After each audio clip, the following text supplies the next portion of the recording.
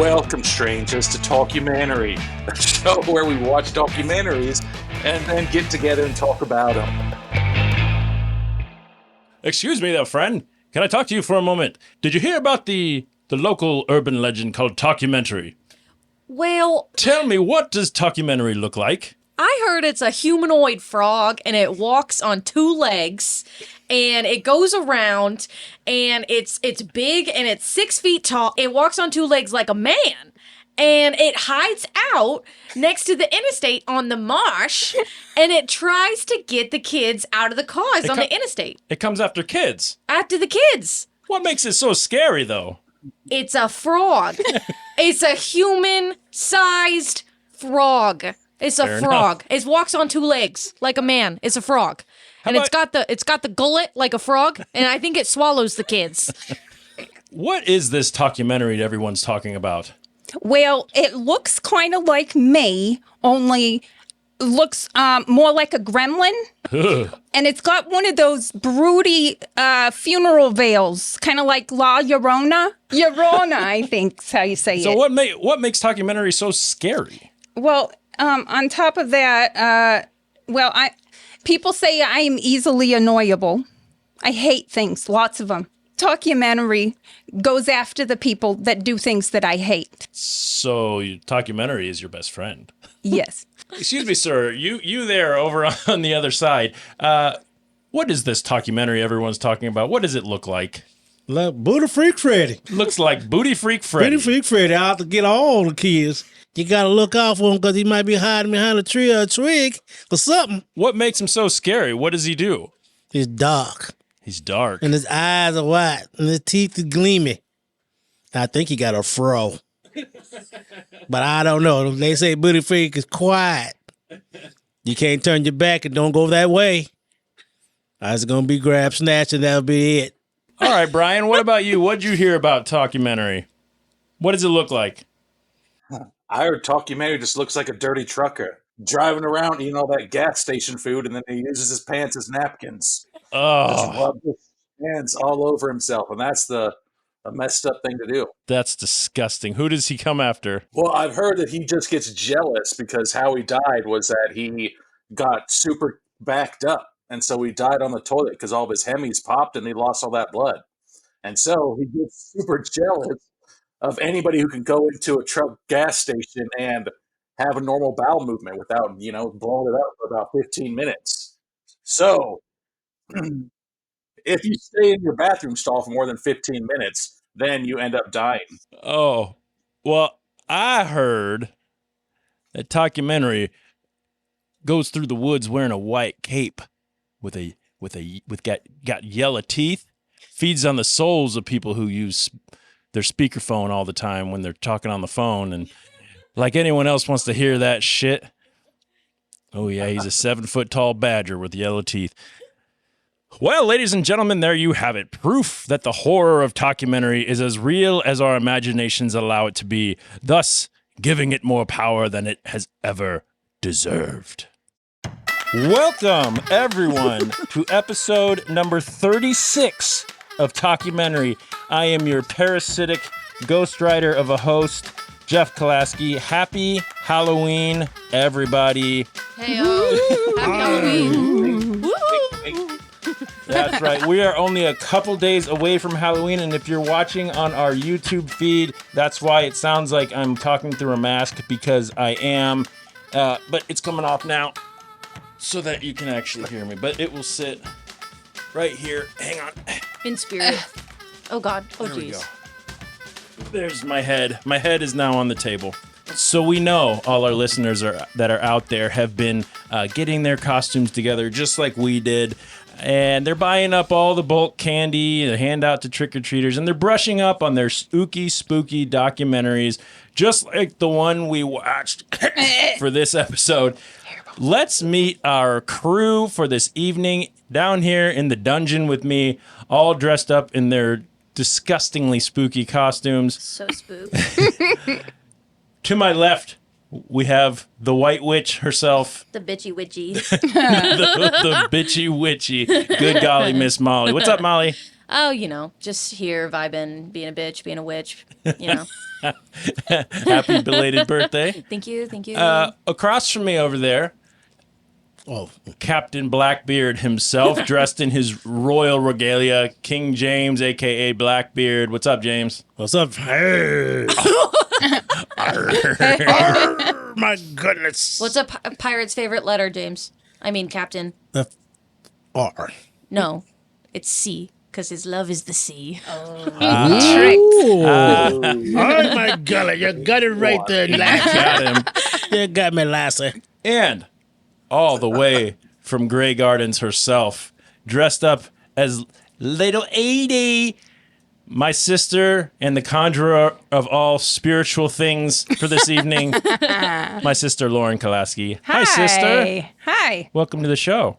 Thank you. Thanks for having me. So here we are, and we got together. We brought our medium, my sister, and if you look back here, we have this old-timey radio, which is going to serve as our spirit box for this evening. Bit of white hands. What we're going to do is Lauren is going to help us try to communicate through the airwaves from entities from the great beyond, and you'll be happy to know that just a little bit earlier, we made some contact.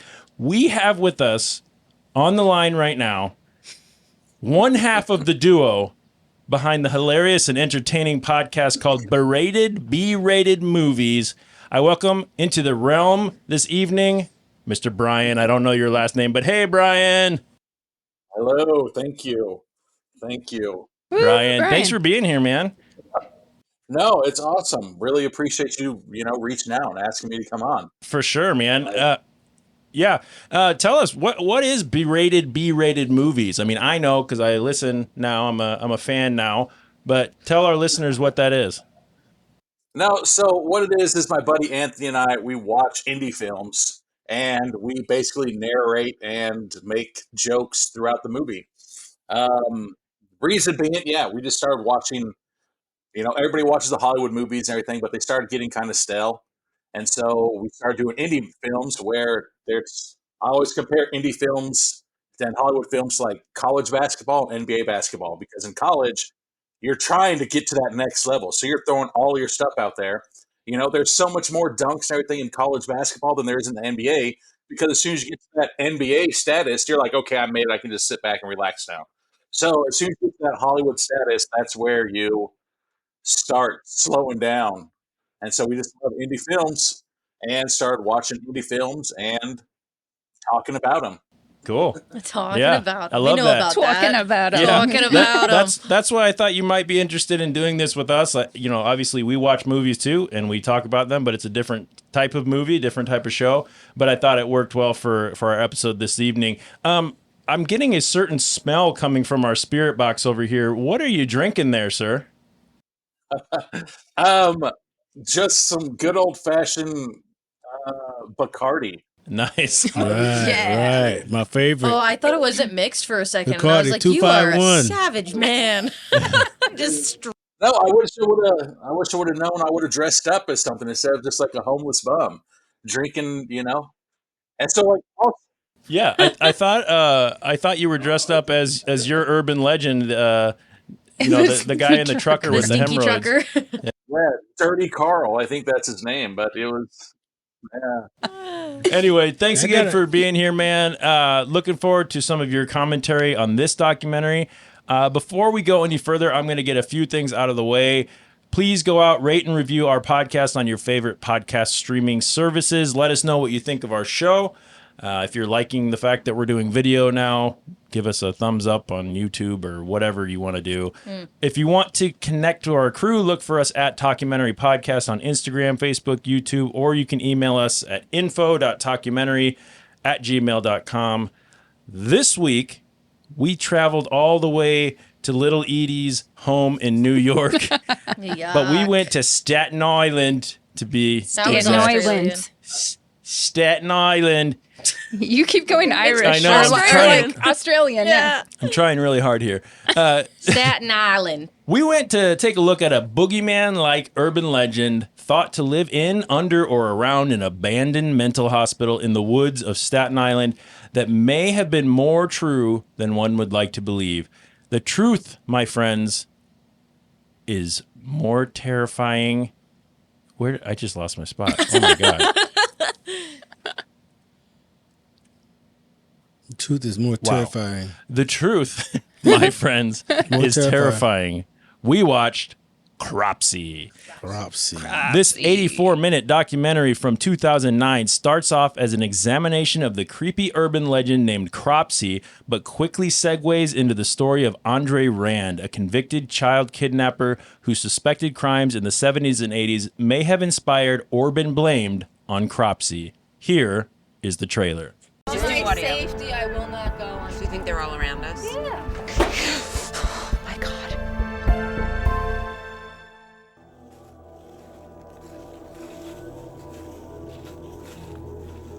About 15 buildings here have been abandoned for quite some time.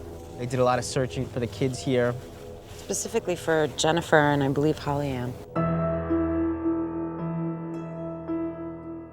Growing up on Staten Island, Barbara and I had often heard the legend of Cropsey. You're supposed to have a hook and axe. A knife about this big.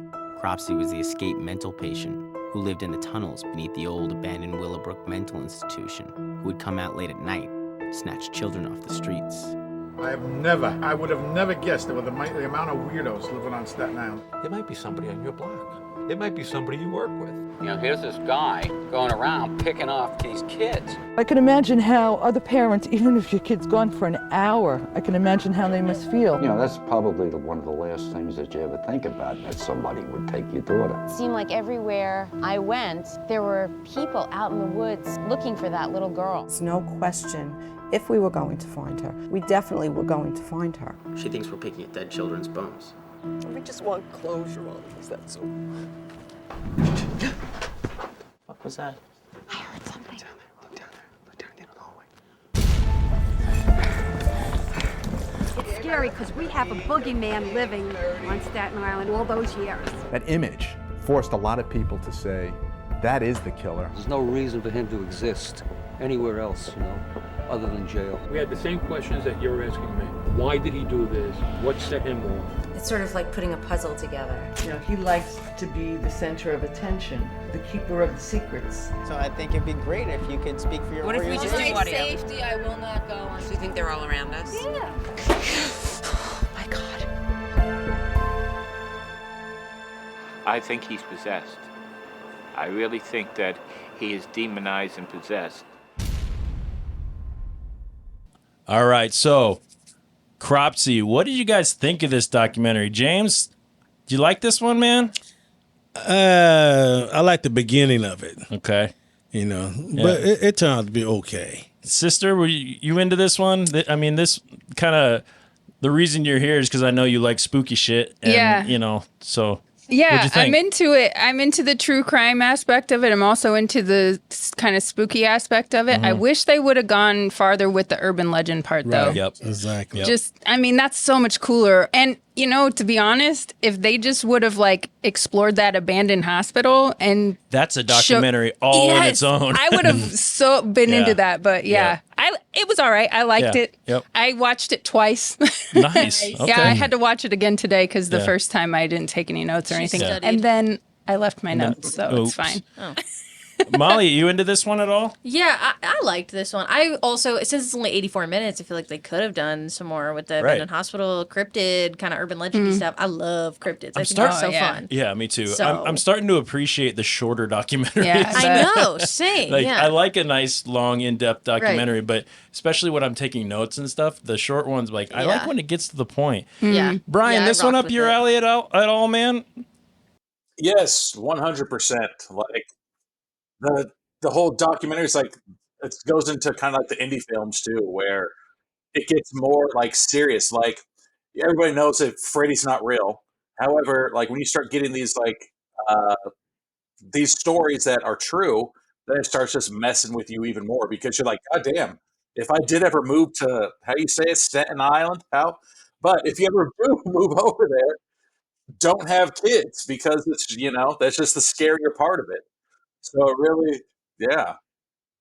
Yeah. I was bummed with this one. So at the very beginning, they showed one of the production companies called Gravitas Ventures. And if you listen to the show, they had they were involved in 2 of the documentaries we've already watched for this show. One being the Sleepless Unrest, and the other being the Blackout Experiments. And those ones were all bark and no bite. They were made to be like super scary, but they ended up being super corny and not very good. Thankfully, though, this one took a much different approach to the documentary and ended up being what I thought to be a lot better than those other 2. So that was kind of refreshing.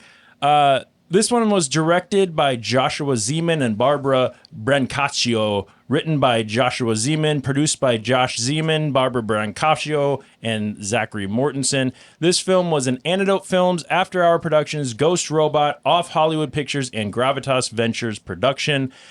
Distributed by Cinema Purgatorio and Breaking Glass Pictures. We stream this on Amazon Prime Video or Tubi. Cropsey is certified fresh on Rotten Tomatoes with a 91% tomato meter with 46 reviews and an audience score of 61% with over 2,500 ratings, which is a lot better than some of our documentaries have had. Here's a couple of those reviews. A fresh review from someone named Perry Nemiroff of Cinema Blend says, begins as a documentation of terrible legend, but evolves into a true story of a monster, and that's what makes Cropsey downright frightening. And a rotten review by Nick Shager of Slant Magazine says, the portentous narration and manipulative horror film aesthetics turn what might have been a portrait of a boogeyman myth-lingering societal role into merely a crude episode of 48 hours. So whatever, Nick Shager. Fuck you, man. Anyway, Boogie Man, I just like boogie. Yeah, Boogie Man, you got boogies. We'll have a link to the credit information in the show notes.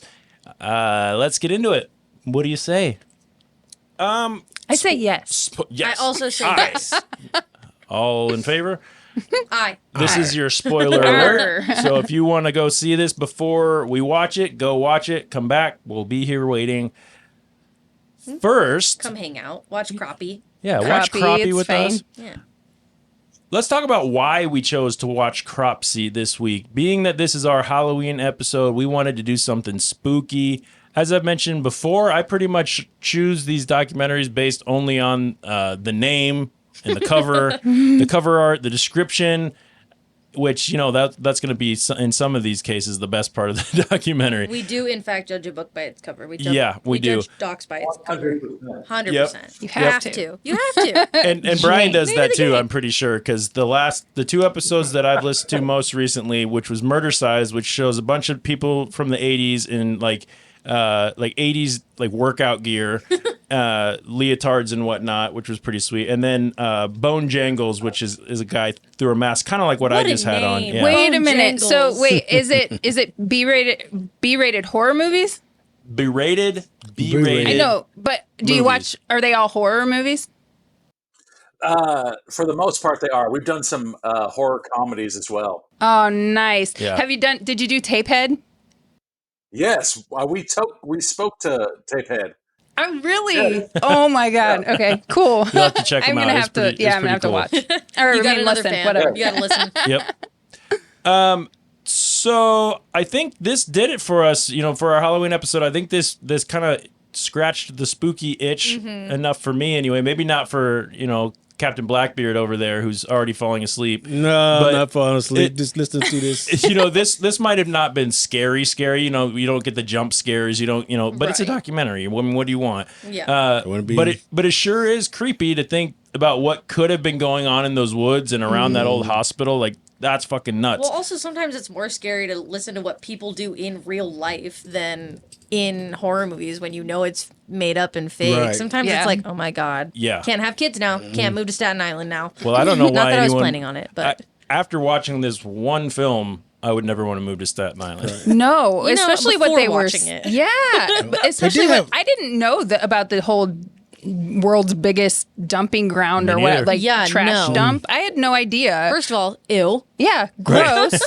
And second of all, like how creepy. Yep. We do know where the biggest garbage patch is in the ocean. The Great Pacific Garbage Patch. yeah. Yeah, that's big. That's What'd you bigger say, than Brian? Texas. Oh, I was just wondering, like, if that's really true, or if they were just saying that Staten Island as a as a complete whole. And the actual island is just trash. Yeah, I don't know. I have no idea. I've never heard anything like that. But But they showed pictures of like actual garbage dumps though, so that's kind of nuts. You know, was this? Let's start with Brian. Did this? When we told you what we were watching, did this? What kind of predictions did you have, and did the film live up to it? So, yes, it did live up to it. So, my biggest thing, so I lived in this town when I was in high school and college, and right next to it was a Indian reservation. And so, Indian reservations, they have their own stories of water babies and stuff like that. And so, when this documentary, where it's like, no, this is a real thing that happened in Staten Island, I was like, holy shit! Like, it's going to be amazing to actually hear real stories that people have actually lived through to hear it. And so, it was a great choice, man. Thank you for letting me be on this one for this one. I'm glad you're here, man. Keep going. Huge.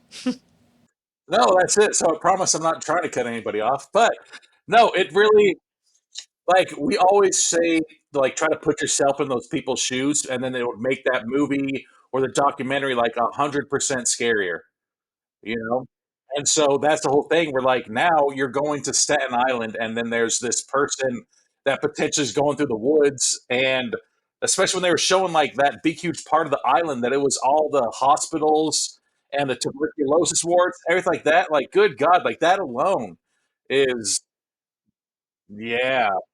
So, for me, I think Lauren, I think you mentioned this earlier. I definitely expected this to be more about Cropsey the legend. Mm-hmm. I mean, that's the name of it. Right. And it's not so much about that. I mean, it only lasts on that for a couple minutes. Yeah, it's right away. Yeah, before it goes right into, this is Andre Rand, and he could have been Cropsey, or attributed to, or part of the lore, which to me still makes a really good documentary. Yep. But if there was a prediction that I had that I was a little disappointed in, I think this could have been two separate documentaries. You probably didn't have to even call this one Cropsey, but that's all right. So some details about the documentary real quick. I'll go through these, and then we'll get into some of our favorite and least favorite parts. Zeman and Brancaccio's objective was to bring the distinct elements into one overarching narrative: the oral tradition of urban legends, the mystery of several missing children from the region, the courtroom drama, the search for the roots of Staten Island's obsession with the case, and the community's need for catharsis. When filming began, Zeman and Brancaccio sent Andre Rand a letter. Rand was serving 25-year sentence for the 1988 kidnapping of Jennifer Schweigert. After not receiving a response for approximately a month, they decided to visit Rand directly at Rikers. On the day they were going to Rikers, they received the reply. After a series of letter exchanges, Rand agrees to an interview. However, by the time the filmmakers arrived at the prison, Rand had changed his mind and declined to be interviewed. The film also features extensive archival news footage and interviews with families of missing children who some believe Rand kidnapped or killed. Police investigators into those crimes who suspect Rand may have accomplices, and Rand's defense attorneys who dispute the accuracy of allegations against their client. Andre Rand's court case in 2004 did not start until 4 years after his indictment, which was one of the longest pretrial motions in New York State history. The culmination of the film alludes to indicting Rand, which became controversial, blah, blah, fucking blah. So, let's talk about what stood out about this documentary to us. There was a lot of weird shit in this one, a lot of creepy shit in this one. Lauren, yes, what stood out? What was something or some things to you that you liked, you hated, something that stood out to you about this doc?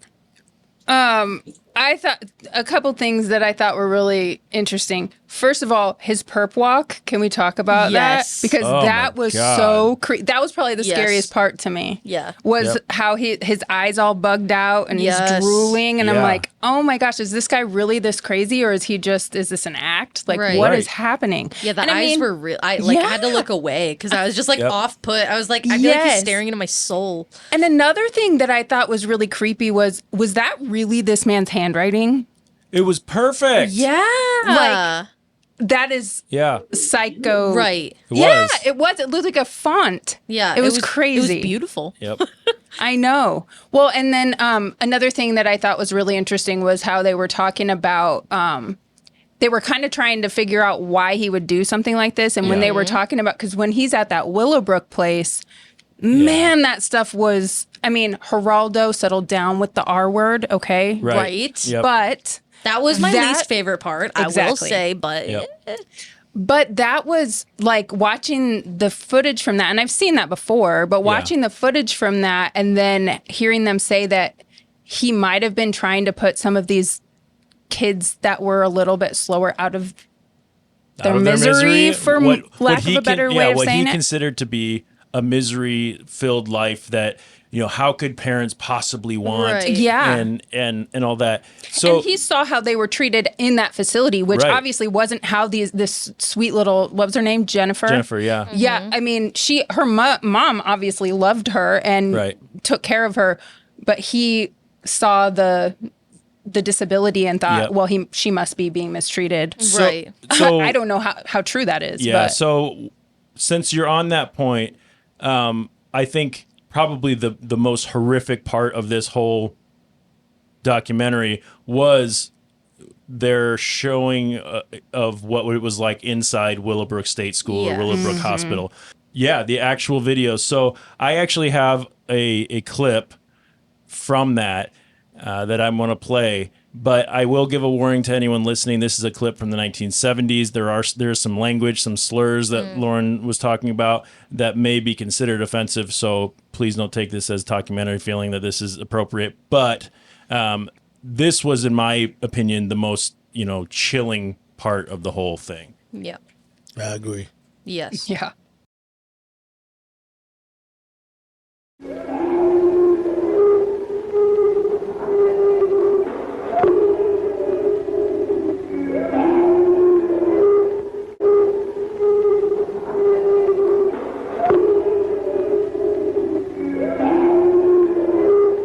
Lying on the floor, naked and smeared with their own feces, they were making a pitiful sound, a kind of mournful wail that it's impossible for me to forget.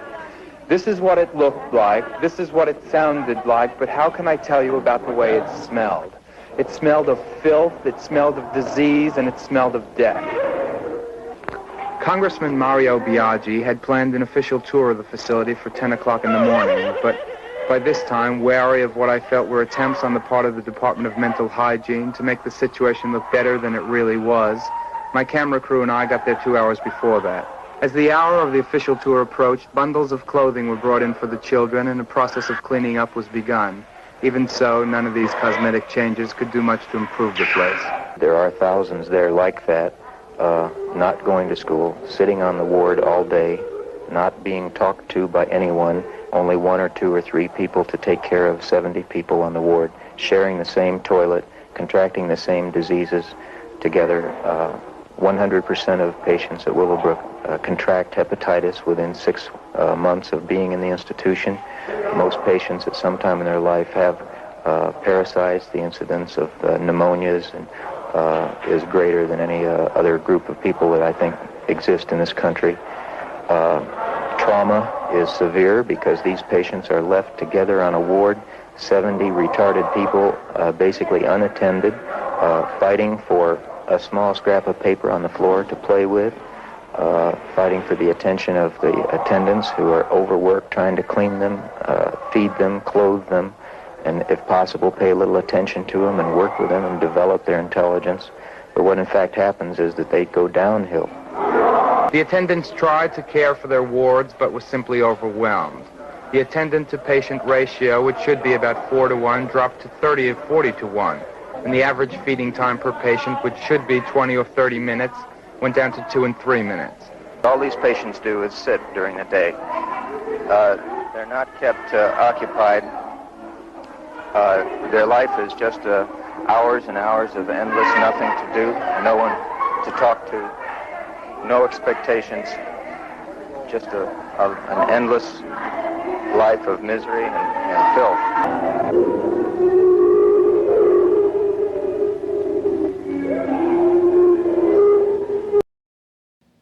So this is the stuff that nightmares are made of. Yeah. Yeah. I mean, the only thing scarier than the sound of this is actually watching that video. So Yeah. I obviously I don't think we're going to be putting the actual video on here, but if you want to see something absolutely horrific, which I don't recommend doing, go on YouTube and look up Geraldo's expose of Willowbrook because it's fucking awful. Or watch this documentary because you see it.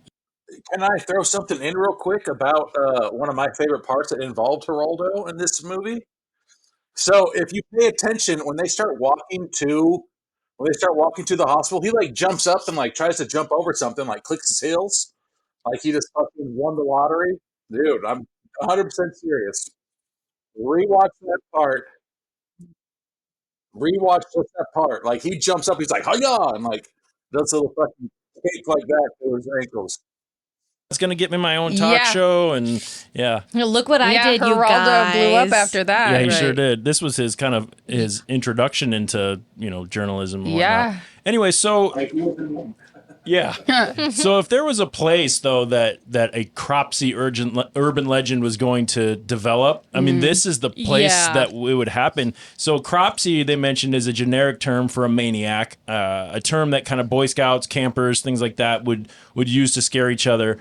And like we mentioned earlier, Staten Island was known as the place that people dumped their garbage, whether it was literal garbage or, rumors of the mafia taking their hits, I guess, to Staten Island to dump them. And then where they dumped their mentally ill. It's just so damn sad. But, those are the things that make urban legends. Those creepy ass hospitals. Just a culmination of unwell. Yeah. Unwell. Yeah. Well, and then when you put a Boy Scout camp so close to an abandoned TB hospital, are you What do you kidding me? expect? I mean, how cool.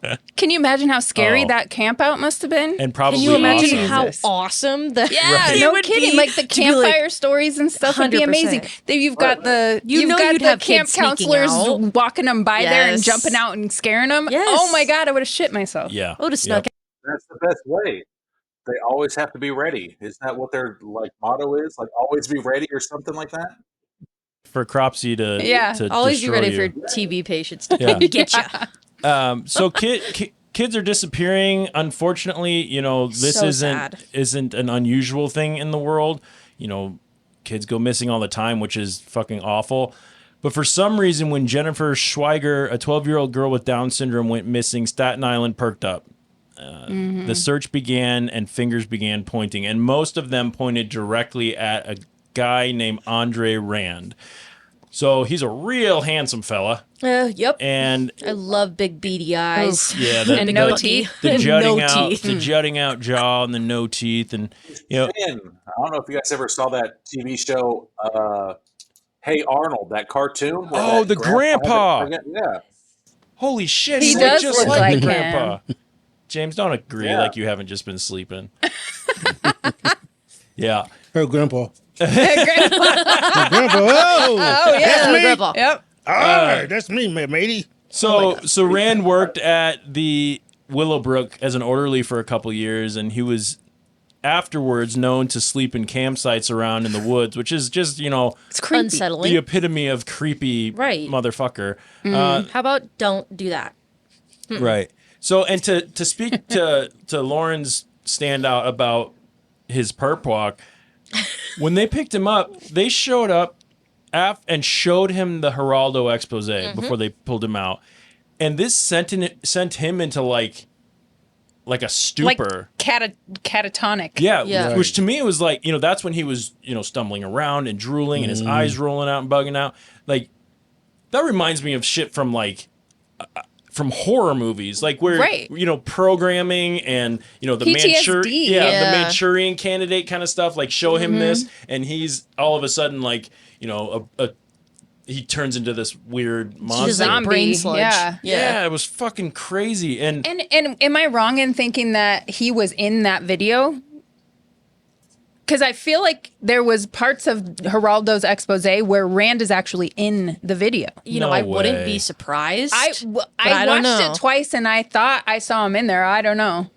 if he wasn't, it makes for a better story if he was. So we're gonna say that he was definitely in those videos. I saw him in that those videos for sure. I thought he was in there. Yep, he was. But did you guys again, sorry, I don't mean to cut you off if I did. You didn't at all. It's just the delay. But did you guys notice too, like when we first started watching the movie, that all the pictures of the missing kids were all special needs children? Yeah. And it's like, I was like, wait a second. I was like, that can't be. And then all of a sudden, that's what kicked into it. So was Rand only going after special needs kids, or was he just going after any kids that were out there? Well, yeah, I think they theorized about that a little bit, about whether he was, because it sounded like he came from, I think I have some notes. Hang on. Am I cutting ahead? You could be like, Brian, No, shut up. no, Drink that's your perfect. But basically, like a nerd. they talked about whether he was like trying to cleanse, because he was raised with a mother who was in a psychiatric hospital, Right. and so he was what they theorized on, and I don't know if he ever actually came out and said this in all his letters and things like that. He was pretty cryptic in most of those, but he felt like there's no way that a parent or a society could want a special needs kids. Well, we obviously know that that's not true, but he was in a place at Willowbrook where he's like, how could anybody that was loved be sent here to be taken quote unquote care of? You know, like that's not being taken care of. So like what Lauren mentioned earlier, like, was this a mercy thing? Did he feel like he was cleansing and doing Yeah, it? it's Society? like almost a feeling of justice and like making things right and helping in a weird, bad way. An awful way. Yeah, he's doing a great thing. Yeah, right. They ended up finding Jennifer's body about 150 yards from one of his known campsites in a shallow grave after not having found it for the first couple searches. So that led to all kinds of back and forth about whether or not Rand was actually the one who did this or just a scapegoat for it. Did somebody who was like, oh shit, they're blaming Rand for what I did, and I know he was over here. Let's keep going. Let's go rebury that body over here so that they continue to think that it was Rand. Yeah. And, there was no physical evidence. That's the thing that kept coming back from his defense is there was no physical evidence that put him with any of the kids that they found. Right. Now, was he convicted? Yep. But was that a scapegoat thing? Right. Was that wanting to put, and that's what keeps the urban legends alive. Because you go, because it's the drifter. Yes. Yeah. And you have no idea. No. We have no concrete evidence of if yes or no. And to this day that we know of, Rand is still saying that he didn't do it. Yep. Right.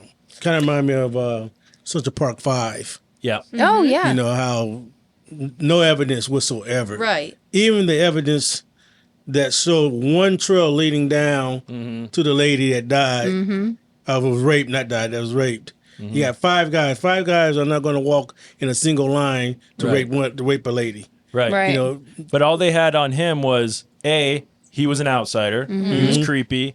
He, was at Willowbrook, and he could have potentially been and eyewitnesses, which we all know how unreliable eyewitnesses are. Reliable. And how, confirmation bias, as soon as you decide that somebody is guilty for this, then it keeps coming evil, up. Yeah. And your brain will fill in the gaps that are left behind to make it make sense in your brain, because we don't like having unanswered questions and concerns and everything, so your brain just automatically fills those in. Right. And the more heinous the crime, the more you want it. It's like they wanted the thing to end. Yeah. And if you can find this person, let's just end it. Yeah, put closure on this and like, hey, we got it. Yep. It doesn't really matter if we actually got the right And person. people love a crazy story, too. Well, and they were saying, like, we didn't really think about how it was going to affect our society if we put the wrong person behind bars, like, the person's still out there. Like, more kids are going to end up dead. But we don't care. As long as in our mind we've tricked ourselves into thinking that we've put away the right person, now we're safe. Yeah. Yep. I checked it out, and to this day, they still have kids are missing. They got like 6 teenagers missing now at the same place. Wow. So do you got the right person? Right. Yeah. Well, and then with something as well known as Cropsey and Rand, like, do we have copycats? I mean, that's what you start to talk about. Brian, what were you going to say? I know. It's almost there. I'm going to have to text somebody, say, bring me something. But didn't they say that there was the person who had that, the purple bike with the basket? Okay, so first off, as an adult man, you shouldn't be driving around a purple bike with a bread basket on it. And that's your first red flag. That's what James drives. Okay, noted. Let me take note of that. I'm going to repaint my bike downstairs after this call, actually. But you can't have a beach cruiser with a bread basket on it. But one of the most creepiest parts, too, and it kind of goes to it, how you guys say there's no evidence of him doing it, was remember they were talking about, and the part that like kind of hit me, like, not me personally, because like I don't live under fucking ground, but there's an underground community out here in Vegas that lives in the fucking, the tunnels underground, the washes, the 100%. And so when they started showing that scene of the people living underground, like out here in Vegas, there's like generations of people who have never seen the sun. What documentary can I watch on that? Right. That's Right. awesome. We need to watch Seriously. that one pronto. That's like the Morlocks from X-Men or whatever. I don't know. Yeah, if it's like anyone- alligator people. Yeah. Yeah. Oh my God, that's And so they have like their own like government and shit like that underneath the town. But when they were showing like got started. when they were showing where Rand was living, when he was like, oh, he's living underground, and then they're like here's his mattress and everything. But didn't they say that they had like his underwear and like a little kid's pair of underwear too underneath Yeah. it? So I was like, that's fucked up. Yeah, it's fucked up. And then, and they were saying that like he basically was I don't know if I'll get in trouble for saying this, but like, you know how like Epstein had like an island, but these people had like underground. Yeah. Like, but he was saying that they were passing those little kids around to all those people that live in underground. And I was like, that's fucking. That is. God, I hope That's that's terrible. Not what I was hope that's happening. not true. Same. So yeah, and to speak to that, I literally don't know if I've ever heard of a creepier woods that Right. ever exist. Right? Right. So when they're out there looking around, they're finding remnants of all the people who had been out there. Like we said earlier, you put the TB ward and the mental hospital right in the middle of these creepy woods, and you know the legends say that when they shut Willowbrook down, which what James was mentioning earlier today when we were talking, that didn't happen until 10 years after the Geraldo expose. Right. 10 years of people still dealing with that. And even when that happened, they still, you know, they rehomed some people and others just got left to their own devices. Yep. That is And, just you know, released. and the legend is, whether you believe it or not, the legend is that some of them may have gone back just out of habit or not knowing what else to do. Yeah, because where are you supposed to go? Right. Yeah, what else are you supposed to do? Like, it's not like you Scarier can. Woods Right. do not exist. No, Right. seriously That's not. the scariest Yes. fucking thing in the world. Because what are those people supposed to do after being there for so long and Right. you know being conditioned into the treatment that they received? Right. Like, what is the alternative? And as horrible as it was, that was home. Right? Yeah, exactly. It's not So- like they're just gonna walk to town and be like, "Oh, I should get let a me get job. at this Let me get an McDonald's right now." apartment. Yeah, Right. let me just go ahead and sign this lease really quick. Right. Yeah, Believe I'm it sure or not, we'll we get had along. something like that in Omaha. Right. And Yeah. they didn't even have clothes there. I doubt they were walking out in fucking winter coats. Yep. Like, Right. what are we doing? Yep. They closed down a whole psych ward in Omaha. Used to be Lutheran church. They turned into a psych ward. Oh, 7 word? floors. They just shut the building down, and the patients went wherever. Oh my god. They were walking around downtown Oh, for my like God. years. Spooky. Yeah, So What's it now? I think it's apartment buildings now. That's oh, worse. God, that's so scary. So when a couple, several months ago, when we watched The Sleepless Unrest, which partly had to do with the woods from the Conjuring house, whatever, we spoke to very loosely. Right. Very loosely. loosely. Yeah. Loosely. So we spoke to Andrew Milko for that episode, who grew up in those woods, and he's like, "Yeah, it's not really that scary. They made it out to be the scariest woods in the world, but Right. there's just some cemeteries from old colonial America, Right. but it's really not that scary." But they're in this film. This one's just scary. As they're walking around, they're finding trays and beds Oh, that it's people so slept cool. in. I from want to the- go Dude, I there. know. from the psych ward. Like, that's truly scary, Yeah. and we saw teenagers going out there scouting around, which Yeah. isn't surprising. Too real. Because, that's a scary little gift to the world. But holy shit, if someone's really out there killing people, that's fucking intense. I know. I'd want to Yeah. go explore. Oh, 1,000%.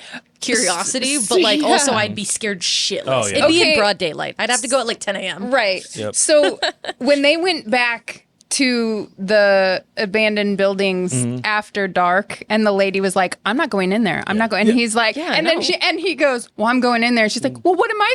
She goes, "What the fuck am I supposed to do?" And you know what? It's like you're going your ass. You're in going there. in. Either Yeah. you're It was staying her out here by ideal. yourself, or It you're was her going in. ideal It's from better the to stay beginning, together. Yeah. Oh my I mean, god! how you gonna have an ideal and not want to go? What would be safer, staying out there in the woods or going into that fucked up building and killing? Well, you know what? Neither. At least probably. the buddy system in Yeah. the building Right. is better than Brian, being alone. you watch B-rated horror movies. What's the number one rule that everyone always breaks? Yeah. Don't split up. Don't fucking split up, man. I mean, all you have to do is watch one episode of Scooby-Doo and you know that shit. Exactly. You damn kids. But at the same time, this is real life, though. This is real life now. So what the hell would be safer to be out in the woods by yourself and hopefully your friend doesn't get fucking murked into the hospital, or fucking go into the hospital and then both of you guys get murdered? God. Yeah.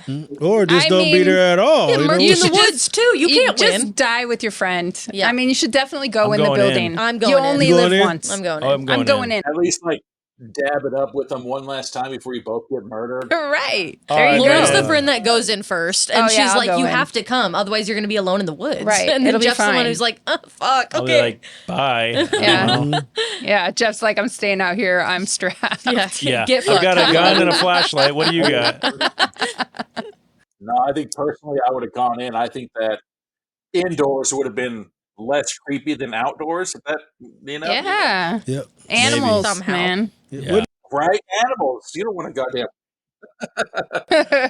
goddamn. Most of this movie was about the trial of Andre Rand, and by the end of the movie, I was still not convinced one way or the other if he should actually be locked up. Obviously, I don't know all the stories or the evidence that they put forward.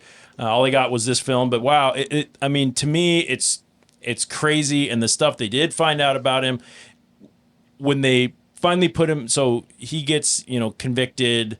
He gets 25 years to life, and then he has to go back on trial for the Holly Ann Hughes disappearance. And it's kind of funny how all of a sudden all these people start showing up who were once addicted to drugs and alcohol and abusers and addicts. They claim to be clean and are like, oh, okay, yeah, now I remember all these things clearly. And they're the ones pointing their fingers at Rand going, was around these kids. There's just too much coincidence, though. Yeah. I know that it's circumstantial. I know that you aren't supposed to build a case around circumstantial evidence. But when so many things point to a direction of one man, I guess, what is it? Occam's razor suggests that the simplest solution or answer, whatever, is usually the right one. Yep. But did you notice though too? Like I put that in my notes about the movie when they were interviewing that blonde lady. They said, yeah, that after 17 years they're coming back, and that lady said that she remembers him offering all of us kids candy, but he was wearing a mask. And they're like, what kind of mask? He's like, oh, it covered his entire face. And she's like, so if he was covering his entire face with a mask, how do you know it was him? Like, I'm not saying that the dude's innocent, but I mean, if that girl who, clearly has been on meth for 30 years of her life, she's only 32. The testimonials are not super credible. Yeah, and if that's the person who's putting me behind bars, I'm hoping that you don't take that person's word for it. Right. If I'm the innocent guy, and unfortunately, Rand was brought up in a part of the country in a certain demographic with a certain amount of, what's the word? Opportunity and whatnot. He obviously didn't have the greatest lot in life handed to him. So he maybe didn't have the means or the intelligence or whatever. I don't want to say intelligence because he seemed very articulated when he was writing his letters and things like that. Oh my gosh. So that who we saw in the letters. Thank you. Yeah. Who we saw in the letters was a different person than who we saw drooling and walking around. Right. Because Right. we never heard much from Rand besides a couple words. Right. Which was weird. Which then is also weird because like he obviously had a lot of experiences. Yeah. That caused trauma and PTSD and whatever. And so it's like that what we were talking about earlier, like putting it like immediately snap into a stupor, like being hypnotized almost. Right. Where you have to like snap him out of it. And then, you know, he's writing these like letters with like to his lawyers and will only talk to his lawyers. Like there's something there. Yeah. But where's the disconnect of when you bring up? Remember they were saying that he's intelligent, though. Yes, absolutely. They were saying he was super smart, and so they don't know, like how you were saying, like earlier when they arrested him, like was he trying to pretend to be like having special needs? And that's why he was drooling on himself, or was it real? But then remember when they what was it? Was it right before those people tried to go and talk to him? They said all of a sudden his handwriting changed. He switched up to a different type of handwriting. Like, what the hell? Like, I can write, like, I'm ambidextrous, but my left hand still looks like my right hand when I write. But, yeah, like, you can't just all of a sudden be like, oh, I'm going to do this. And he starts writing, like, calligraphy. And I'm not going to say that Andre Rand should be walking the streets because I feel like there's too many things pointing to him. Right. Yeah. But I'm also not going to be the one sitting here going that I wish that they wouldn't just put people away for, this sort of evidence. We're not going to start a podcast to free Andre Rand or whatever his name was. No, fuck that. Start a Twitter No. hashtag. Just kidding, don't. No, but yeah, like I saw that was one of my biggest notes was how they said that after 17 years, now all of a sudden everybody's memory's like, oh, I remember that now. Oh, Like, yeah. Now that I'm sober, not and on. who's greasing their pockets? Yeah. You know? Right. Exactly. And I can't help but like, okay, so if I go back into the world of creating, lore and adding things to the story and all that, to me, it's like Andre Rand's one finger on the fist. He's Yeah. not the only one out there. Yeah. He's not the No. only one doing sketchy things. He might be the one taking the brunt of it. Right. But if I'm creating stories here, and this is not based on any research or anything like that, the group's still out there. They're the ones that James's 6 missing teenagers that he was talking about. Right. And Rand is just the one who's He took the fall for he everybody. took the fall. He's Yeah, the and fall man. He's Yeah. the scapegoat. And even if he did do it, maybe he didn't do everything All of it, or whatever. He so had it help. just, he had help Yeah. of some sort. I mean, they already were saying were that these- the mafia drops off bodies there. So Right, like, there's right. obviously some shit going do on you and getting Right. getting away with it. Right. So you think these kids were being sacrificed? Oh, James. don't get me started. Right into the mic, please, sir. So do you think these kids are actually being sacrificed? Okay. No. So let's Satanic get on. panic in a whole let's talk different about way. the satanic panic for a little bit. Yeah, let's get on that Lauren's one. got feelings. There got was things I to know you say. do, Lauren. There was a big chunk of this film that was claiming that there were satanic rituals and Satan worshipers hanging out in these woods that had something to do with the murders. Now, people were claiming that Andre Rand was potentially a part of this.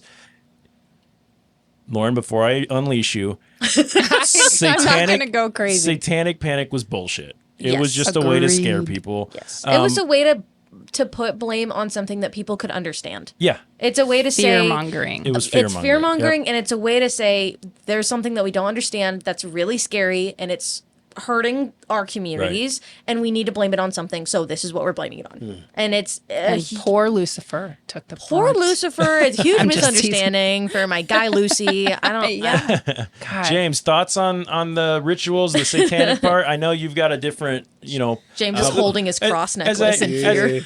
Just as a reminder to all of our listeners, we bring a diverse group in here with a lot of different beliefs and things like that. James does, if I'm not speaking out of turn, you do have some religious beliefs and things like that. So I am interested in your take on this portion. Now, you already know that we all just said we think it's bullshit, but not to influence your what you think about it. You're the one who brought it up, so tell us what you think. Well, I brought it up because every time they bring up the Satan thing, I'm always like, "Oh, okay, what's going on?" It but like, intrigues him. I actually believe it. they had nothing to do with it, but they did have the church there. They did have the church there itself. Yep. And when they asked the guy, do you think they use kids? And he's like, I'd rather not answer that question. Yeah. You know, he evaded the question. The only thing he had to do is just say no. No. To anybody else. And as I watched the guy, like he was doing that shit with that's what I was saying. That's why I was looking at. I was looking at the dude. I said, "This dude here, like he might be part of the church." Yeah. You know, I can't say nothing. Yeah. Yeah, might be.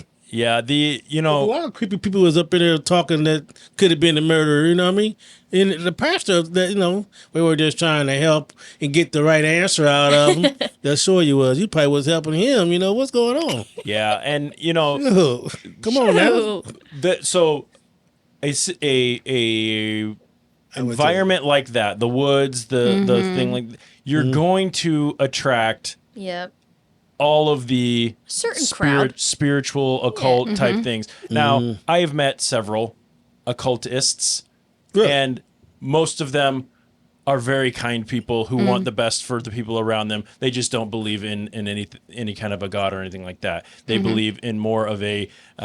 We don't have to go that far into it, but what I'm saying is, you're gonna get the group of kids who goes and spray paints pentagrams out there and who wants to scare themselves by taking the Ouija board out and taking the the Ouija board, the sand pentagrams, like and the sleepless unrest and things like that. That go out there to do that, right? So, if you were to ask me, do I think there's someone out there practicing the occult? Do I think they're necessarily like all encompassed, like spiritual, demon possessed, whatever? No, I don't think that. But of course, I don't put my belief in any of that.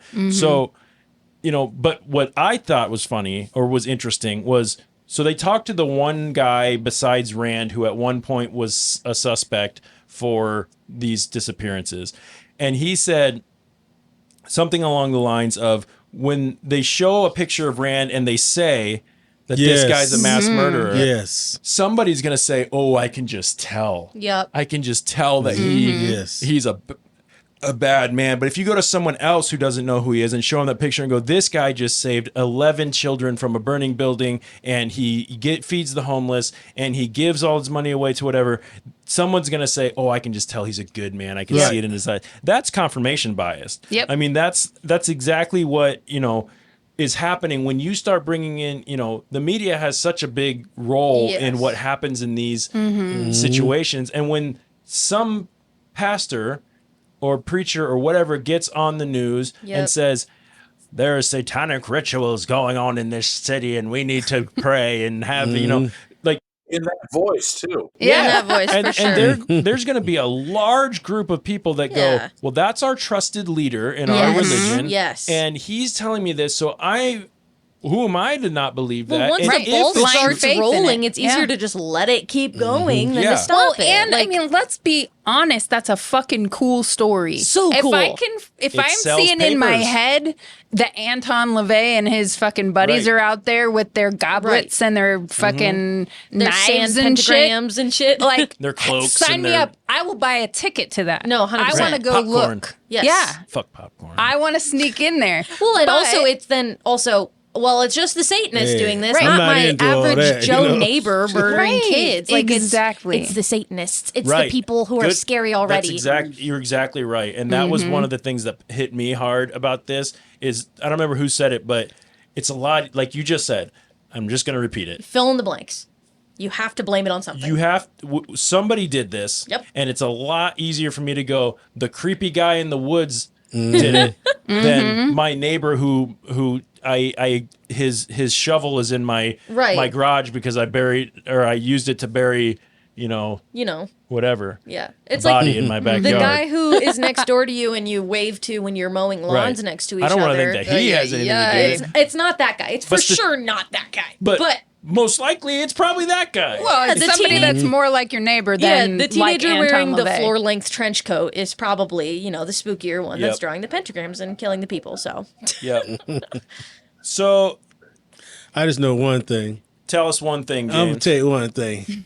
Tell us. Black people, they don't go in the woods like never that split at up. night, looking up stuff and trying to find everything. Hey, is that what you do? That's what you do. But I'm going to go over here, watch a movie, some TV, With all go the on a lights ride on. with All the lights lights on. on. I'm not following you in no dark room. Always I ain't the gonna buddy say, hey, system. they They got never the church split over there up. in the Right. dark woods, and let's go over there and look and see you. Are you gonna go? No, I'm not gonna go. But it was your idea. You know what? Come on now. Yeah. We asked James to go in the asylum, and he goes, "Hell no." Right. Yeah, no. He says, "Heck no." Brian? Actually, Well, yeah, that's right. he doesn't say hell.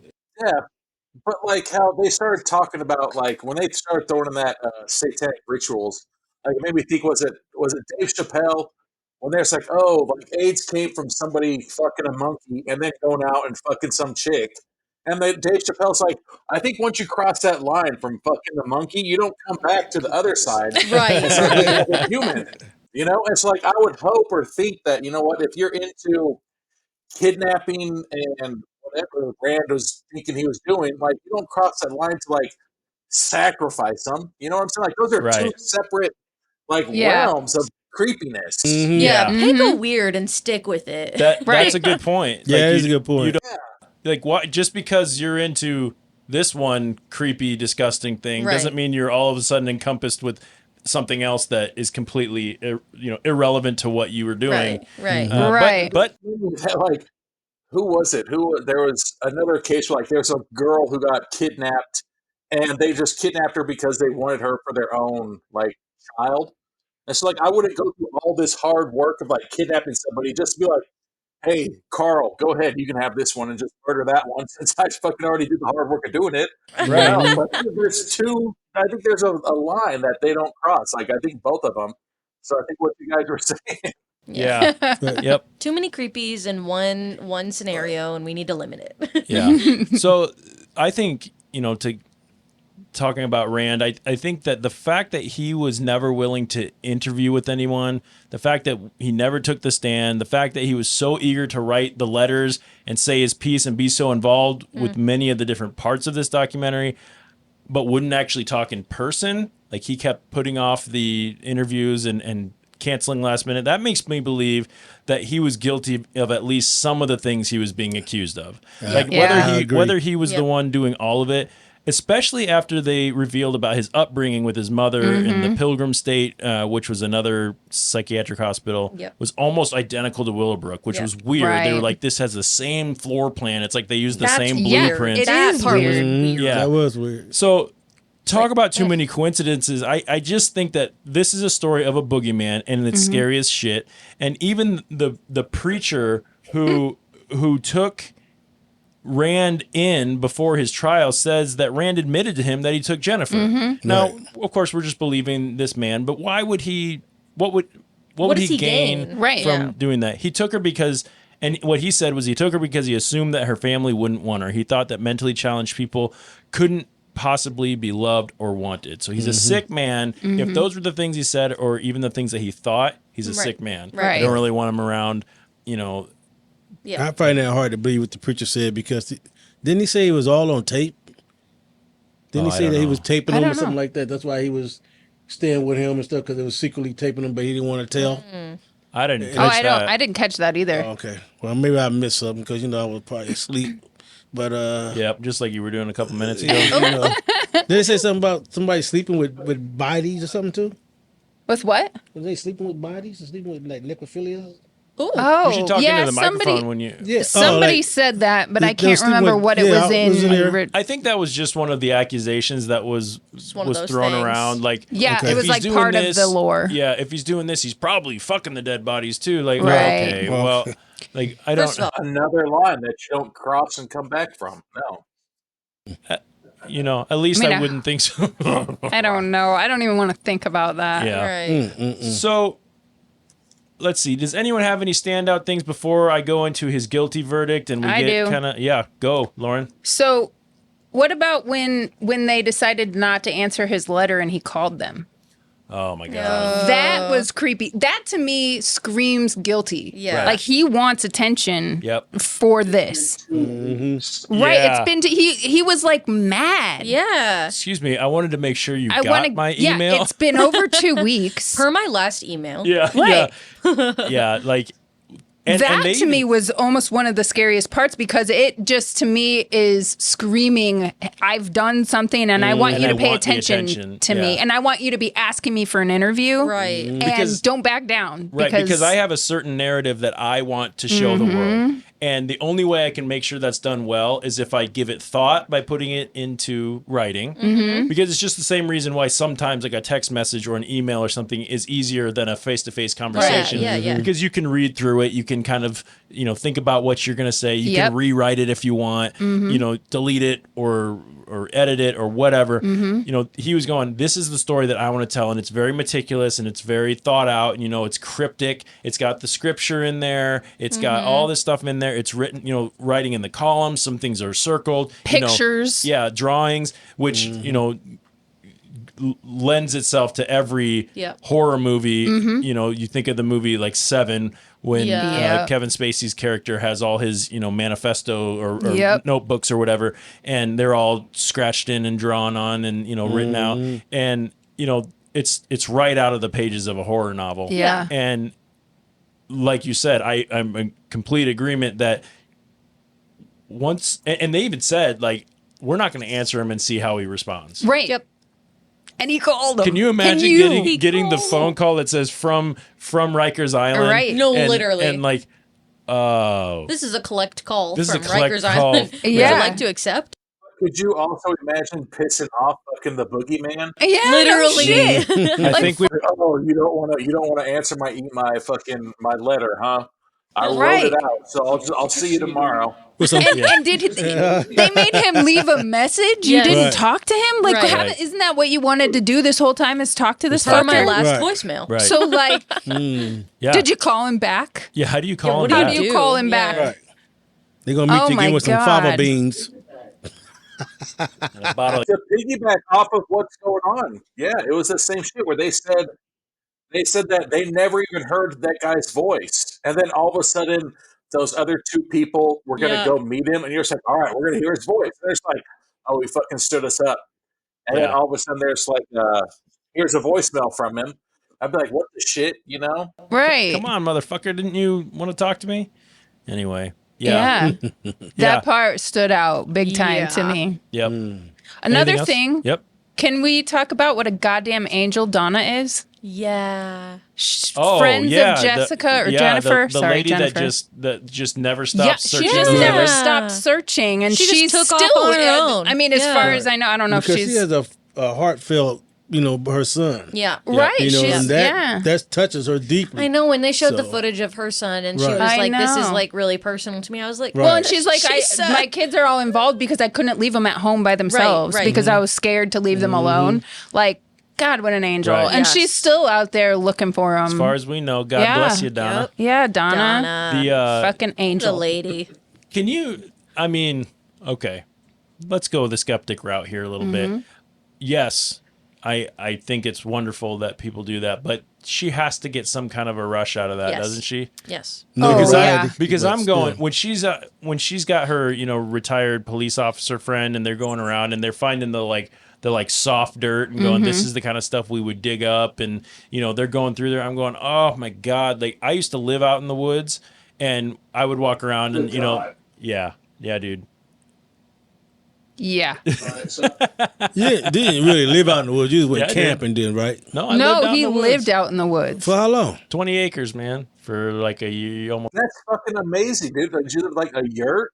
Awesome. It was a little cabin, yeah. I What- rented this cabin where? out in Fort Calhoun. I only killed a couple people, but Stop it. Just Yeah. a couple bodies we I had to never bury heard that back story then. before. but walking around in the woods is fun. I mean, Oh, yeah, it's absolutely fun. it is. And if you know that you're going to be finding potentially Scary things? Bodies. uncovered dead bodies Yeah. and helping a police investigation. Yep. Yeah. Yeah. Yeah. Well, I there's mean, also like the she's- world's craziest scavenger hunt. Like, it's yeah, like seriously. so toward the end of the film, we get some breaking news. All news all the time. This is 1010 Wins. You give us 22 minutes. We'll give you the world. A guilty verdict 23 years after 7-year-old Holly Ann Hughes vanished from outside of her Staten Island home. Heroes right here. Heroes. He's a killer. He's a killer and a kidnapper. Tell us where she is. Tell us where the other kids are. I'll go look for them. I'll find them. Okay, the other ones, of course, yes, the speculation. But we will make sure that those cases someday come to trial and that the rest of those families have the same type of justice that the Schweigers and the Hughes have. A little weight is right off, lifted off me right now. You feel any sense better. of any closure about the verdict? Well, you know what? It's not going to bring back Holly, you know that. But, she's watching. That's enough. Well, the killer had a lot of nicknames: the Pied Piper, Hannibal Lecter, the boogeyman of Staten Island. His victims were among the most vulnerable. They were children. And tonight, prosecutors are making sure that predator stays behind bars. 23 years ago, the entire city was transfixed with the image of an innocent 7-year-old girl who disappeared in the blink of an eye. Sadly, Holly Ann Hughes has never made it home.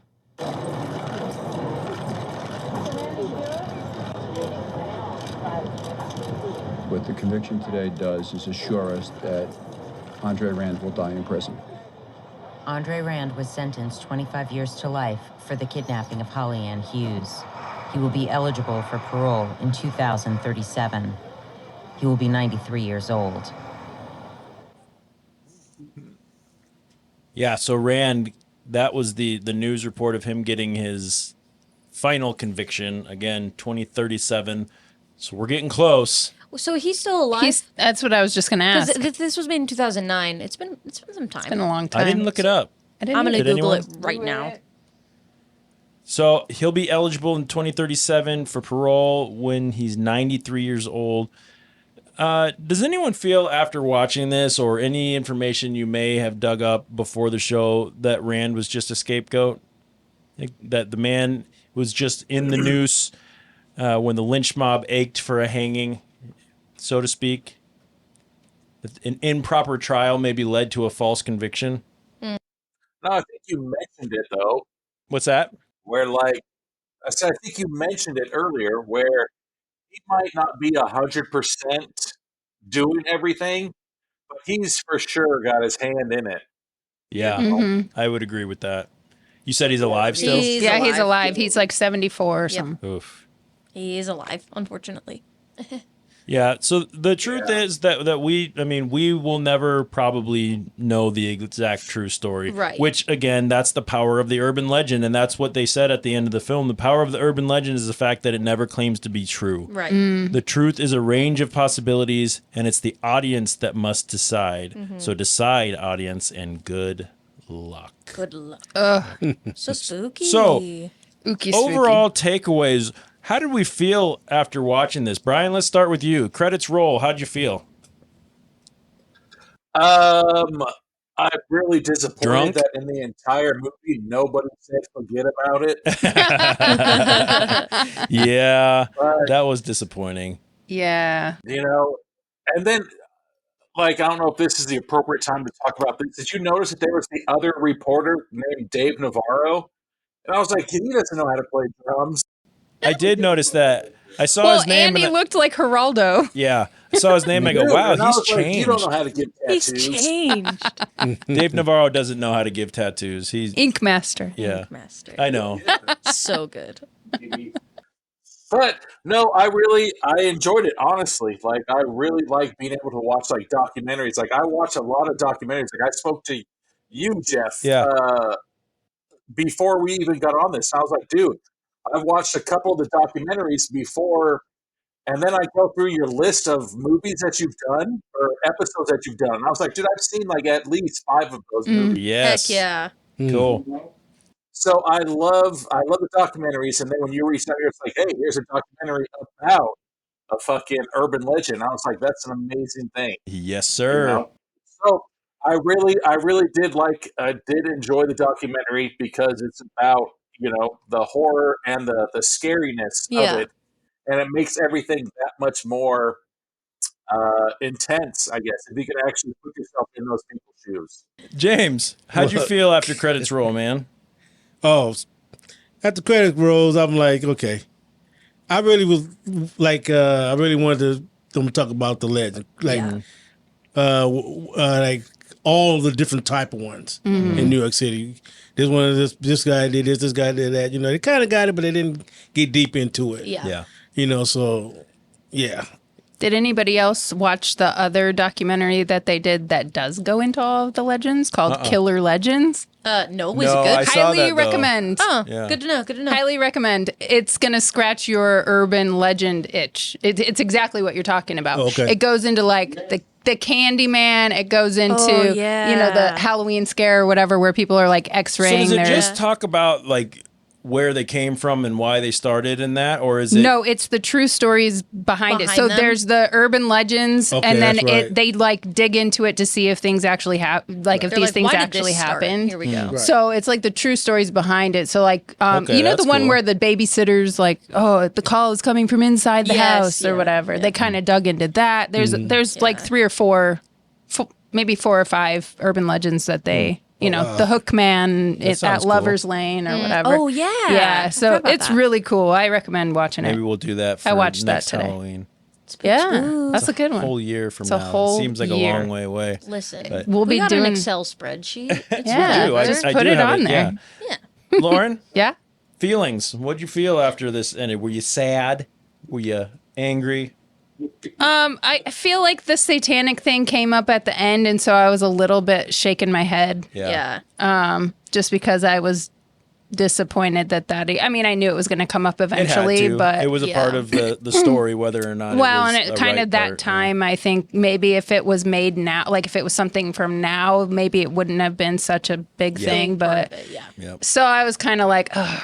But other than that, I mean, it was a well-rounded documentary. We got the conclusion. Yeah. He's behind bars, you know. Yeah, I mean that's ultimately what we talk about a lot with this show is we don't get a lot of closure, and at this point, like Right. yeah, we might not know exactly what happened, but at least we know someone's in jail that probably had something to do with this, and here we sit, you Right. know? So do we feel like it was well made, Molly? Was this? I mean, did you feel like this was something that was pretty well put together? Yeah, I liked it. It's 2 of my favorite things, like horror movies and true crime documentaries. So that tickles everything that I need out of anything. So I really enjoyed it. I thought it was well rounded. I did feel the lack of the explanation for the urban legend portion of things, just because I like that kind of stuff, and I think it's really interesting and cool, especially when they're based off of real things, because those come out of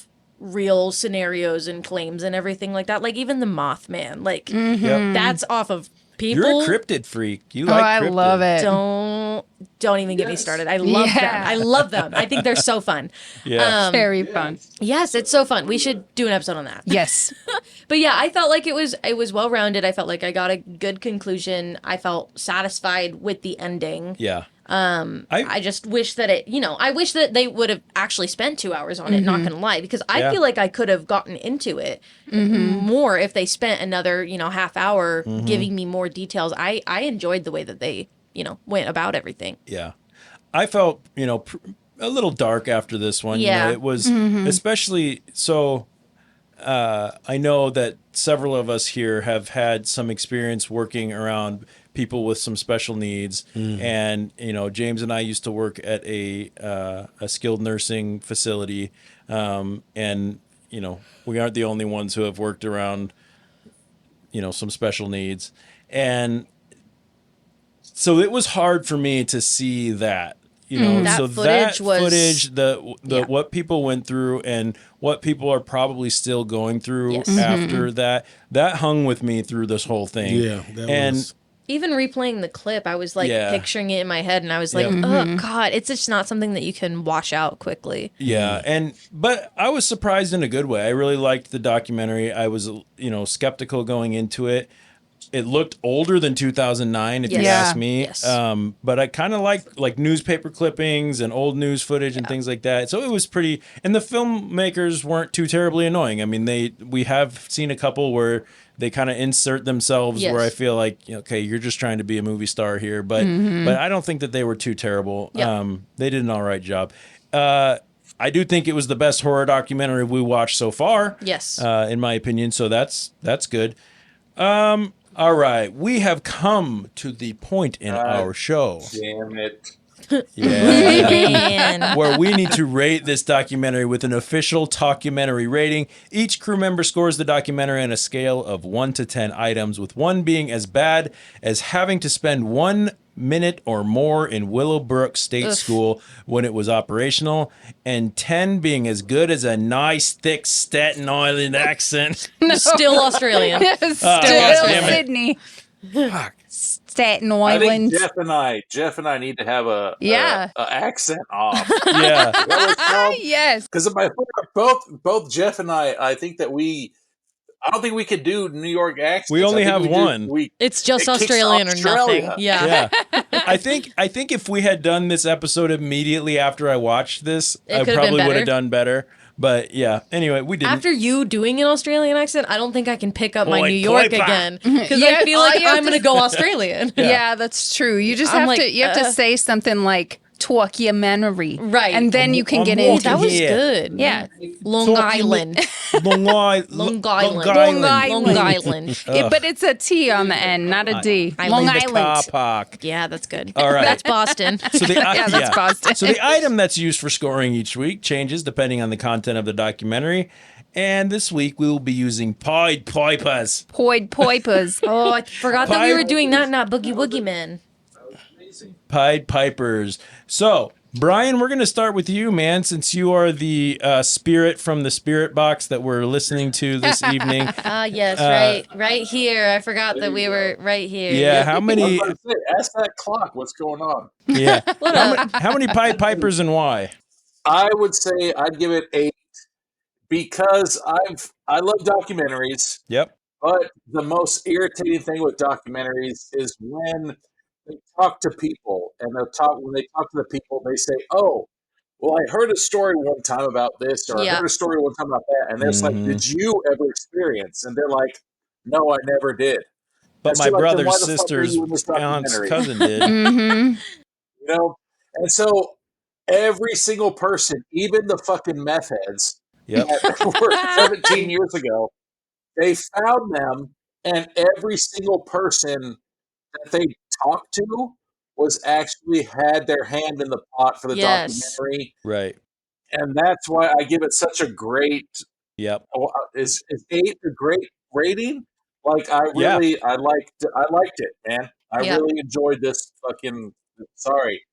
No. See, and that's when the curtain starts coming. When I get into 1.5 drinks in. I was about to say, yeah. I really enjoyed it. I really enjoyed it. And, Good. 8 because of those. Awesome. King James, Rate let's go 8. to the other end of the spectrum and talk to King James here. How many Pied Pipers, man? I gave it 4 Pied Pipers. Why did you give it so many less than what Mr. Brian did? Do you not Half like as good many Pied documentaries? Pipers. I love good documentaries, but this documentary didn't tell the legend like I wanted to hear it. Okay, so Right. let me get this straight. You scored it low because it wasn't what you wanted it to be. Yeah, it turned out to be more.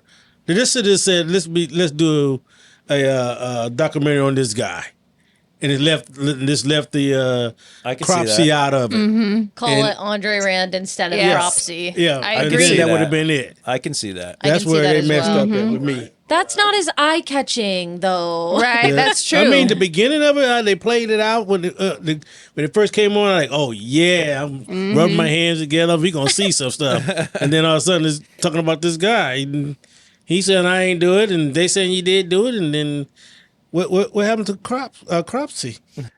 All right, sister, Yeah. how many Pied Pipers? I gave it 5 Pied Pipers. No, see, now I went into it. Five 5 Pied Pipers. I can't do it. right in the Pied middle. Pipers. This is Yeah. somewhere right in the middle of the best and the worst thing you've ever seen. Right. I mean, I think I would have given it a better rating if it had been, like James said, more what I was looking for. Yeah. Right. Because it wasn't the There's some urban. selfish documentary watchers. Well, it was, but I was sold on the Yeah. urban legend part legend of part, it. Me yeah. too. And I feel like if this had been called Andre Rand, I agree. we wouldn't have picked it for this day. Probably not, So for yeah. Halloween, going into it being Little Edie, I'm not. Yeah. I mean, it didn't spook me out the way I wanted to be spooked out for Halloween. Right. It's spooky. It's real scary, Yeah. but it was a little too real. Yeah. I wanted it to be the monster living under my bed. Yep. You know. I hear you. Right. Yep. I got Or that. in the woods. Can you say monster again? Monster. Monster. Monster. Yeah. Yeah. Good golly, Miss Molly. How many Pied Pipers? Still Pied Australia. Pipers. You sound like you're about to wrestle a crocodile or something. I gave it 7 Pied Pipers. Yeah. Seven Boogie Boogeymans. I liked it. I agree that it's definitely not on theme. But if we just take away the theme part or the fact that I have a witch's hat in my hand, Yeah. then I really liked it. I rocked with it. I like Yep. the true crime. I like that it's half horror, half true crime. Yep. I felt like it was, like I said, well-rounded. I gave it 7, and I can suspend my distaste for the title of it and just choose to retitle it in my own brain as the documentary of Andre Rand. Yep. And the things that he did. The end. Thank you. Thank you. You're so welcome. So I gave this Colon, 7. the things he did. Yeah. I gave this 7 Pied Pipers as well, and I think I agree with you, with both James and Lauren, that the name was misleading. I told you earlier that I chose this because I wanted something spooky. And was there a scary part to this? Absolutely. We've talked about it. My skin crawled just, while we were talking about it. Right. But I think the reason spooky in I the scored other way. Yeah, I think the reason that I scored it a little higher was because it was almost like giving a face to the real Cropsey, where this is the type of stuff that builds these urban legends. Yeah. Is the mystery behind Andre Rand. The fact that he's so mysterious, the fact that he might not have been alone, the fact that all this, all the things that they talked about in the film, that was what maybe not made Cropsey, but kept Cropsey alive. Right. So to me, it does still kind of fit into that. It creates the lore behind it. Could they have done a better job of, explaining all that and maybe, presenting it in a different way? Probably, but I still thought it was at least worth 7. So after averaging everyone's scores together, the official documentary rating for Cropsey is 6.2 Pied Pipers. I want to thank everyone for listening to this spooky-ish Halloween episode this evening. Brian, man, I can't thank you enough for joining us on the show. It was so much fun getting to chat with you. Your podcast. Your podcast is killer, man. Pun intended. So keep it up. I need to check it out I cannot now. wait. I'm going to start listening. So- I'm The tape watching head? the tape head one on my way home. So here's one thing I would recommend. Knowing about Brian and Anthony's podcast. If you can, 2 things. 1, I don't drink, but you should. I if will. You're listening to it. Not on Because- my way home, but when I No. get there. Right, But the second I'm would drinking be on the way home. the second would be if you can start their podcast when you have the movie on in front of you, because they actually sit and watch it Oh, that's and comment cool. I along have- with it. I have it on DVD. I will put it in when I my get God. home. Yeah, That's I hilarious. definitely would recommend doing that because that makes it that much Is that more movie good? entertaining. Should I watch Is that it movie good? genuinely? I've never seen it or heard of it. I mean, good is not Should the I word. watch it? Yes, you should B-rated, definitely man. watch it. Okay, great. And I'll listen to the podcast at the same I'm time. gonna check it out because I didn't know it was videos with it. Well, the videos aren't on it. They just talk about it. Like you can go home and push play on your streaming service and watch Okay. along with them or Okay. whatever. That's So cool. anyway, That's go cool. check out B-Rated Movies wherever you find your podcasts. Anything else you want to say about that, Brian? No, I mean, we have our website, beratedbratedmovies.com. We have, if you really want to fucking email us, I guess, it's beratedbratedmovies@gmail.com.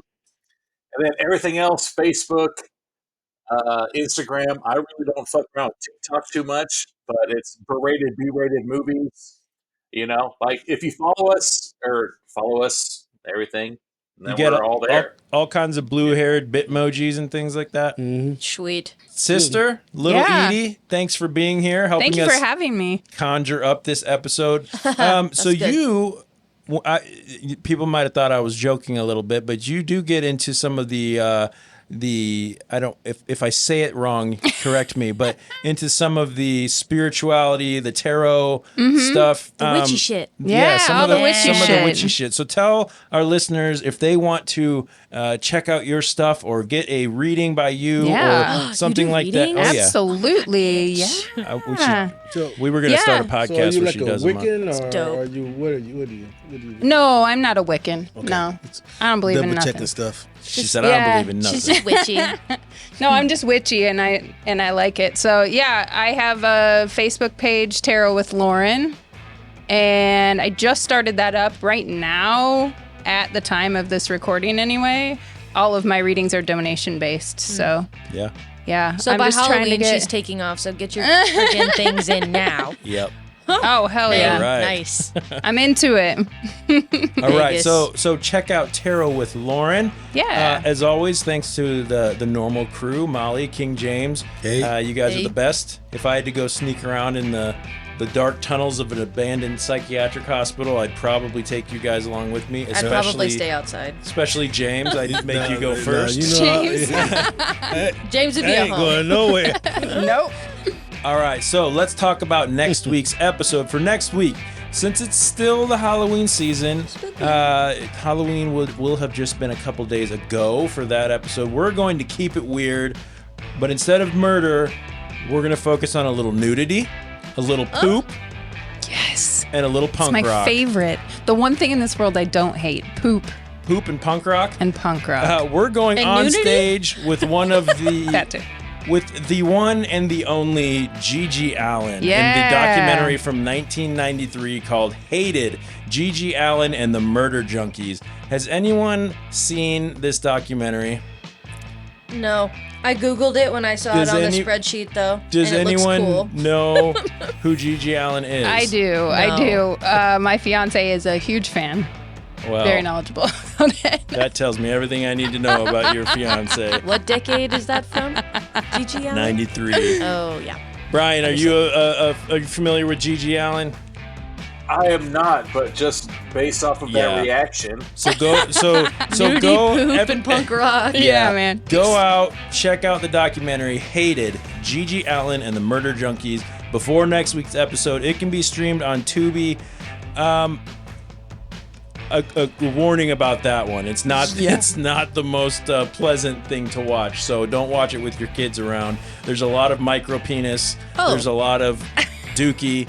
There's a Okay. lot of blood and a little bit of Nazi racism, which is Oh, unfortunate. jeez. So What a they don't focus on that. Blood and Nazi racism. Yeah. So take that for what fun you Okay, want. combination. maybe cut out that part about Zach being a huge fan. No. huge fan of just the funny parts of it and Right. not the Nazi racism. Just the fun punk rock parts. Yeah. Yep. Tarot I readers I don't think- marry Nazis. Don't Right. worry. Yeah. No. I don't No. think most people knew that about him, or I don't know. I hate to put things out there, but anyway. That's as next I- week. Yeah. As I said at the beginning of the episode, rate and review our podcast. Follow us on all the shit. If you've been listening this long, please go to our social media or YouTube or something, and I need you to comment one word. Brian, give us a word. First thing off the top of your head. Nuts. Nuts. Nuts. The word is nuts. Nuts. With a Z. With a Z. With a Z. Nuttz. Oh, two T's. Ooh. Yep. Like Nuts. butts, only it's nuts. Yep. Okay.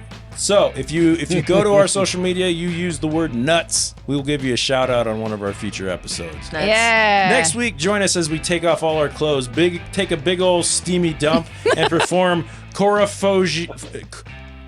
Wow. coprophagia, Do you wanna one start over? documentary at a time. What does that mean? Yeah, what- Funny No, you should I ask. don't You should know. watch that documentary next week. Coprophagia is the consumption of feces. No. Ew. Don't like it. We're in for a treat. No, that's not a treat. No. So, on behalf of Brian from Berated B-Rated Movies podcast, my sister and spiritual guide, Lauren. Oh, yes. Good golly, Miss Molly. Yo. King James himself. DJ over there in the post-production booth. He's invisible. And the entire Talkumentary family. I'm your host, Jeff Kolaski. I want to thank you all for listening. I hope you keep your minds open, be kind to each other, stay spooky, keep, your hands clean and use sanitizer and don't murder people. Butt wipes and things. Don't murder people when you're playing music. The golden rule. It's the golden rule. That's what it is. Right. Shit on people the way you want to be shitted on. Yes. All right. Well, the family. Wow. I am gonna stitch that on a pillow.